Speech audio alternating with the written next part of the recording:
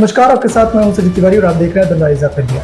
लोकसभा चुनाव की तारीखों का ऐलान हो चुका है। रायबरेली में 5वें चरण में मतदान है। ऐसे में सरकारी किरदारों की जिम्मेदारियां काफी बड़ी हुई दिखाई दे रही हैं। सरकारी बड़े पदों पर बैठे जिम्मेदारों की जिम्मेदारियां बढ़ गई हैं और शिक्षा के नए सत्र का आगाज भी हो गया है। ऐसे में आज बातचीत करने के लिए हमारे साथ रायबरेली जिले के आलाकमान DSS शिवेंद्र सिंह जी मौजूद हैं। बातचीत करेंगे और जानने की कोशिश करेंगे कि जिस तरीके से जिम्मेदारियां बढ़ी हैं उस सबके बीच में कैसे अपनी जिम्मेदारियों का निर्वहन कर रहे हैं। सबसे पहले स्वागत है आपका। धन्यवाद। क्या लग रहा है, चुनाव सर पर है और नए सत्र का आगाज भी हो गया है?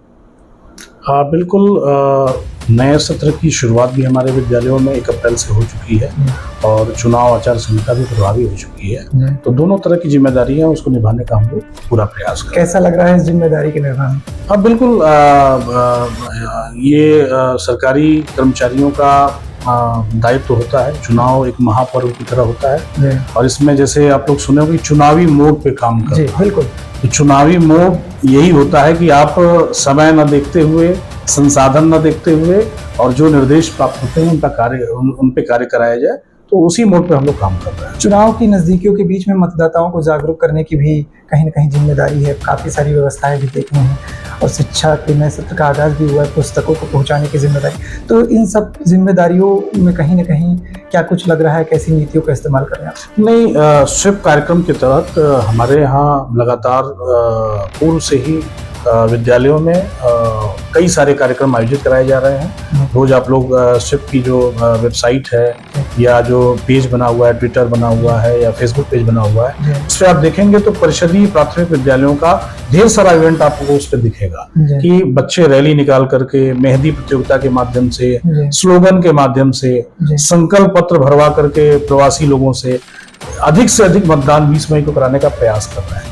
तो ये बेसिक शिक्षा विभाग की तरफ से पूर्ण प्रयास किया जा रहा है। इसी प्रकार नए शैक्षिक सत्र में ऐसा बहुत कम हुआ होगा कि हम लोग प्रत्येक विद्यालयों तक हमारे सभी विकास खंडों में पुस्तकें पहुंचाई जा रही हैं और ये प्रक्रिया निरंतर जारी है। जैसे जैसे पुस्तकें आ रही हैं वो विद्यालयों पर निरंतर पहुंचाई जा रही है। तो दोनों दायित्वों का निर्वहन विभाग द्वारा सम्यक तरीके से किया जा रहा है। अच्छा, नए सत्र का आगाज हुआ है तो इस बार परिषदीय विद्यालय में जो भी बच्चे शिक्षा ग्रहण कर रहे हैं उनके लिए क्या कुछ खास होने वाला है? अब बिल्कुल, एक तो उनको सबसे बड़ी बात की 1 अप्रैल से तो किताबें मिलनी शुरू हो गई हैं और ये बहुत अच्छी चीज है। दूसरा जो उनका कोर्स का कंटेंट है वो बहुत CRT और उसके माध्यम से बहुत रिफाइन किया गया है। दीक्षा एक प्लेटफॉर्म प्रदान किया गया, ऑनलाइन प्लेटफॉर्म प्रदान किया गया है जो शिक्षकों को प्रशिक्षण देने के साथ साथ बच्चों को रुचिकर वीडियो दिखाता है, उससे सीखने में मदद मिलती है। हमारे कई सारे उच्च प्राथमिक विद्यालयों में स्मार्ट क्लास का भी शुरुआत कराई गई है, जहां बड़ी सी स्मार्ट टीवी पे उसमें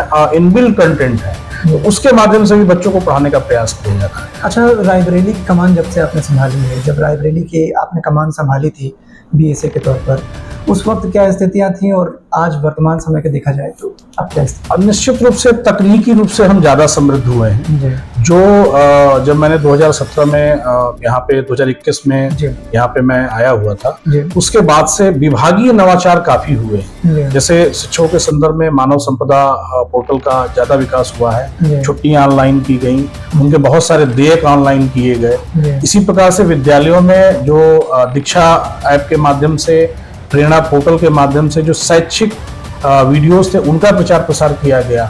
साथ ही साथ में सर्वाधिक प्रेरणा पोर्टल के माध्यम से जो सूचनाओं का आदान प्रदान होता था उसको भी लेने का हम लोगों ने प्रयास किया है।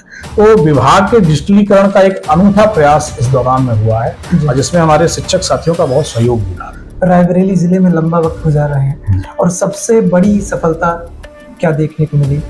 ऐसा कौन सा वो वक्त था जब लगा कि नहीं, हमारी जो मेहनत है वो साकार?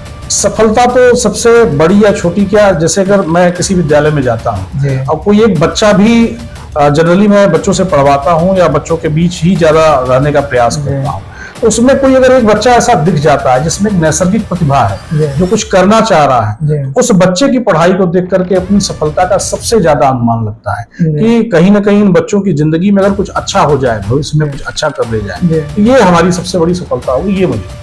अच्छा, चलते चलते हमारे श्रोताओं को क्या कुछ संदेश देना चाहेंगे, क्योंकि चुनाव सर पर है?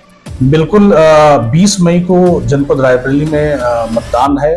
ये एक महापर्व के रूप में इसको सभी लोग लें और अधिक से अधिक मतदान कराएं, अपने आस पड़ोस में सबको जागरूक करें और परिषदीय प्राथमिक विद्यालयों में भी अधिक से अधिक नामांकन कराएं। चलिए, हमने बातचीत करने की कोशिश की है, जानने की कोशिश की कि किस तरीके से सरकारी कुर्सियों पर बैठे लोगों की जिम्मेदारियां बढ़ गई हैं और मतदान की तारीख के साथ साथ अब बच्चों की नए सत्र का आगाज भी हुआ है। हमने बातचीत करने की कोशिश की, आगे भी हमारा सिलसिला ऐसे ही जारी रहेगा।